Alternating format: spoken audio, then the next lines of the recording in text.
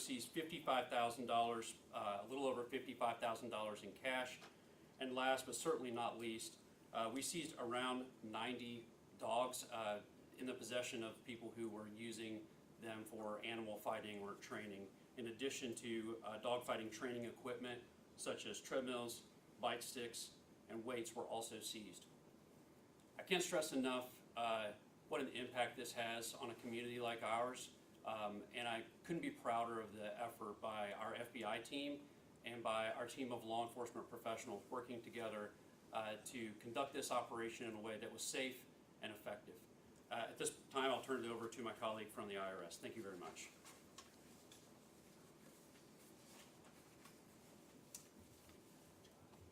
Good morning, I'm Jason Bushy, Assistant Special Agent in Charge with Internal Revenue Service, Criminal Investigation Division. And as my colleague from the FBI just described, the arrest and seizures last week were a very important victory for the people in central Indiana. And the role that the IRS criminal investigation plays in a significant narcotics operation like this one is to follow the money, to utilize the financial investigation to help dismantle the entire criminal organization. IRS special agents are proud to work alongside our federal, state, and local law enforcement partners to aggressively investigate organizations and individuals who traffic and distribute illegal, oftentimes lethal narcotics in this area. And we will continue to support these very important investigations through our HIDAs and organized crime drug enforcement task forces. Thank you. I'll turn it over to Mike Gannon, DEA. Good morning. Thank you very much for coming, and U.S. Attorney Myers, thank you for having the press conference today. Just wanted to talk about a couple things from DEA's perspective.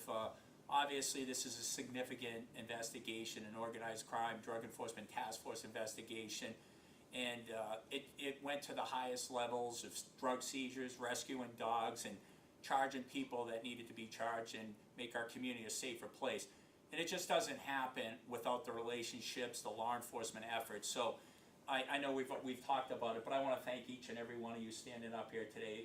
We would not have this success if it wasn't for you. And it's so important to have the relationships that we do with one another so we can go out and make our community a safer place. Since I'm with DEA, I always find it important to talk a little bit about some statistics. And I say that often when I'm at a press conference, but we've lost 110,000 Americans in 2022 because of a drug overdose. That's the equivalent of 300 Americans dying every single day. When you look at what's happening in the state of Indiana, there was over 2,800 drug overdose deaths in 2022. 1,800 of them were fentanyl or opioid related. Here in Marion County in 2022, there's about 852 drug overdose deaths. About 826 of those were fentanyl or opioid related. And for me, one life lost is one too many. And you heard Zach Stapleton talk about what was accomplished in this investigation. And anytime we can seize pound quantities of fentanyl, heroin, methamphetamine, cocaine, 43 firearms, and rescue 90 dogs that are being in a devastating dogfighting ring, that's a huge win for our community. And I'm very proud of the work that everybody did to make this a successful investigation. So thank you very much for being here, and appreciate just having the partnership. And I'll turn it over to Kendall Adams. Good morning, everyone. On behalf of the Indianapolis Metropolitan Police Department and Chief Taylor, I say this often. Today, in over 20 communities, somebody's waking up a little bit safer. I don't want us to lose the fact that people live in these communities where these crimes are being committed, where these drug trafficking organizations are operating. And today, they are a little safer because of the combined effort that you heard about today. We are committed, Chief Taylor and the Indianapolis Metropolitan Police Department are committed to ridding our communities of drugs, illegally possessed guns, and the acts that come with it. And we are committed with our federal partners, our state partners, and our regional partners in this effort. This operation was successful because of the combined effort of all law enforcement, to include Indiana and regions beyond. And that should not be lost on the Indianapolis community, that we are committed to doing whatever we can to continue to make our community safe. This is an example, and we will continue to partner with federal partners to make our community safe. Thank you. Deputy Chief, thank you very much, and thank you to each and every one of you again for joining us today. I know that you likely have some questions for us, and I am happy to take those now. The Special Agent in Charge, Stapleton, perhaps you could detail for us some of the investigative techniques that were used to bring about this investigation. I can't respond specifically about investigative techniques, but I can tell you that we used the full gamut of techniques that were appropriate to the situation and that were authorized by the law. So I'm not going to get into specific techniques, though. Were there other FBI field officers from outside of central Indiana that participated in this investigation? We had tactical assistance, with the scope and scale of the number of warrants we needed to execute across 30 locations. We needed additional tactical help, so we utilized special weapons and tactics teams from other FBI field offices. And what is the significance of these activities, not only within the Indiana borders, but of course with the dogfighting that covered the eastern half of the United States going across state lines? So we're always still investigating what other connections there might be to larger rings, but I would say the significance of the drug trafficking organization and the dogfighting ring to here in Indiana is extremely significant. It shouldn't be lost that the source of supply for the drug trafficking organization is tied back to Mexican cartels, Sinaloa specifically. So that has obviously not just impact here locally, but impact on an international scale. How high up the food chain did he go in terms of his connections to the Sinaloa cartel? I can't answer that right now. What we do know is that the source of supply was a Mexican individual connected to the Sinaloa cartel. In terms of the amount of drugs, people look, it is a lot, but if you guys could put that into context of, is that a drop in the bucket from what's coming in every single day? It is significant. They are high numbers, but if you could put that into context of the grander problem and where this stacks up.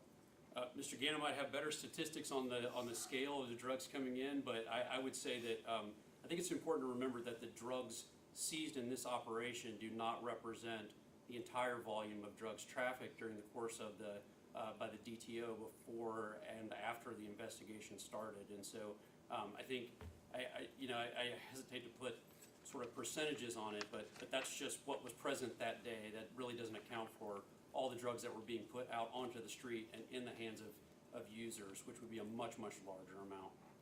Is it possible to say how much money changed hands either in the last year through the drug trafficking and or through the dog fighting operation? That's not in the publicly charged documents, so we're not going to be able to answer that. It says 18 in custody out of 21 charged, and pointed out Irvin and Henderson. Is there someone else? There is another defendant who we're not, well, I'll let you. Yeah, absolutely. Right language. There is another defendant listed. We're not seeking information on that defendant locally at this time because we do not believe that he is currently in the country. Question for Deputy Chief Adams. It was referred to the fact that these folks were spread out throughout the east side, not only for drug dealing but also for violence. Can you give me an indication of the extent of the impact that this organization had on the safety and security, especially the east side of Indianapolis, and any of these people, including Mr. Henderson, if they're wanted for any other violent crimes at this time? Yeah, it's a good question, Russ, and I think as we continue this investigation, so it's not over, right?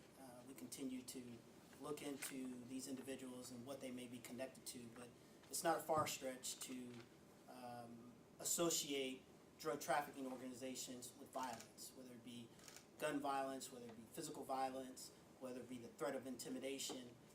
Those things are a part of sustaining a drug trafficking organization. So as we continue the investigation, those will be things that we continue to look at.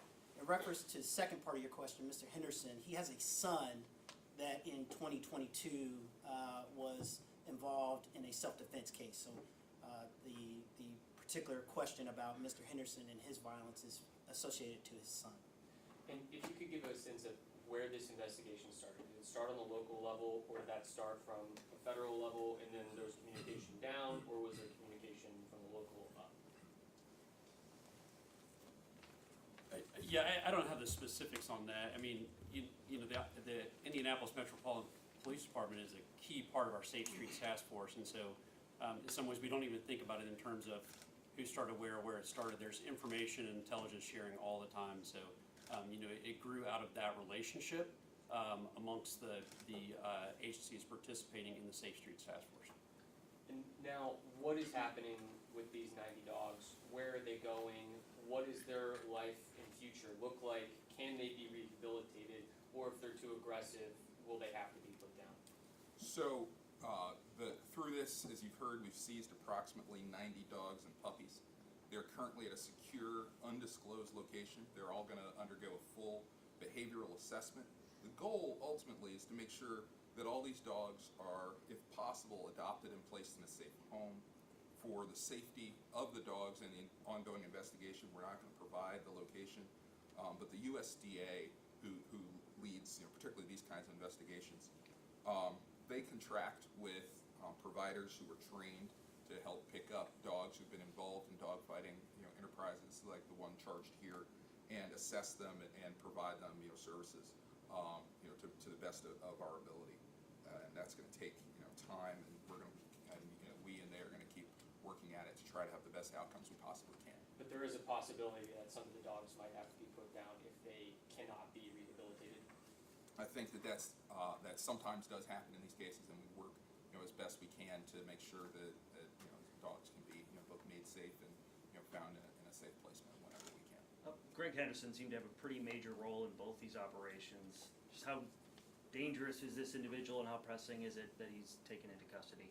I think that the allegations in the indictment are, you know, extremely serious. I mean, some of them carry punishment up to life in prison. You know, we're talking about not only the violence inherent in drug trafficking, the violence, you know, indicated by the illegal possession of firearms, as well as, you know, the horrific violence involved in a dog fighting venture. That, you know, I think that the actions alleged demonstrate a significant risk of danger over a period of time to the neighborhood that he was, you know, that his activities, you know, allegedly terrorized, and the community as a whole. So I think that it's important to, you know, the community, it's important to law enforcement to get him safely into custody so that, you know, the court process can proceed.